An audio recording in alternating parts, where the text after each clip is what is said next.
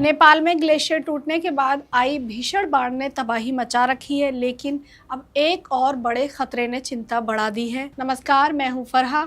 आइए समझते हैं कि अब कौन से बड़े खतरे की चिंता है। नेपाल तिब्बत सीमा के पास ग्लेशियर और चट्टानों के टूटने से एक प्राकृतिक बैरियर झील बन गई है। चीनी अधिकारियों के मुताबिक इस झील में फिलहाल करीब 20 लाख क्यूबिक मीटर पानी यानी लगभग 200 करोड़ लीटर पानी जमा है और अगले 3 दिनों में इसमें 300 करोड़ लीटर अतिरिक्त पानी आने की आशंका है। अगर पानी का दबाव बढ़ने से इस प्राकृतिक बांध में टूट होती है तो भोटेकोशी और त्रिशूली नदी में अचानक फिर से फ्लैश फ्लड आ सकती है। हालांकि इसका मतलब ये नहीं है कि 3 दिन बाद बाढ़ निश्चित रूप से आएगी, बल्कि खतरा झील में पानी बढ़ने और बांध टूटने की स्थिति को लेकर है। इसी वजह से पानी के बहाव और संभावित खतरे पर लगातार नजर है। इस आपदा के बीच भारत के लिए सबसे बड़ी चिंता अपने नागरिकों की सुरक्षा को लेकर है।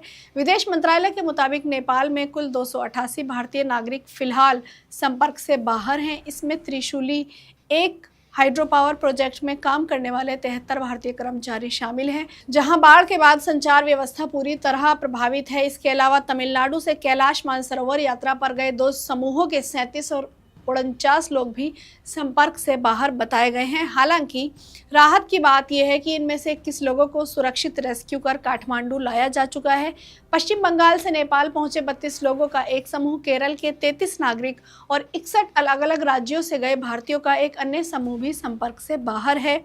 यहाँ यह समझना ज़रूरी है कि संपर्क से बाहर होने का मतलब ये नहीं है कि ये सभी लोग मृत या गंभीर स्थिति में हैं। बाढ़ के कारण कई इलाकों में मोबाइल नेटवर्क, सड़क संचार व्यवस्था प्रभावित हुई है, जिसके चलते लोगों से संपर्क नहीं हो पा रहा। वहीं करीब 200 भारतीय नागरिक चीन के नियंत्रण वाले तिब्बत क्षेत्र में भी फंसे हुए हैं और उन्होंने भारत सरकार से मदद भी मांगी है। इन लोगों की सुरक्षित निकासी के लिए भारत चीन के अधिकारियों और बीजिंग में स्थित भारतीय दूतावास के जरिए लगातार समन्वय कर रहा है। विदेश मंत्री एस जयशंकर ने विदेश मंत्रालय के वरिष्ठ अधिकारियों के साथ साथ काठमांडू और बीजिंग में मौजूद भारतीय राजदूतों के साथ आपातकालीन समीक्षा बैठक भी की है। विदेश मंत्रालय ने नेपाल की स्थिति पर 24 घंटे नजर रखने के लिए कंट्रोल रूम भी स्थापित किया है।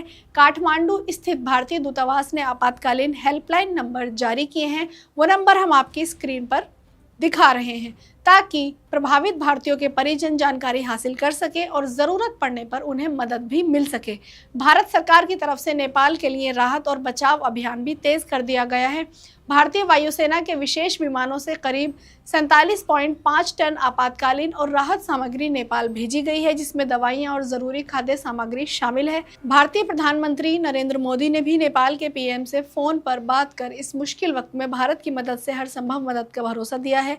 यानी इस वक्त भारत की प्राथमिकता एक तरफ नेपाल में संपर्क से बाहर 288 भारतीयों तक पहुंचना और तिब्बत में फंसे करीब 200 भारतीयों की सुरक्षित निकासी सुनिश्चित करना है, तो दूसरी तरफ नेपाल में बनी नई प्राकृतिक झील पर लगातार नजर रखना है। अगर इस झील का प्राकृतिक बांध टूटता है तो नेपाल में पहली बाढ़ के बाद एक और फ्लैश फ्लड का खतरा पैदा हो सकता है। इसीलिए आने वाले कुछ दिन नेपाल और वहां मौजूद भारतीय नागरिकों की सुरक्षा के लिहाज से बेहद अहम माने जा रहे हैं।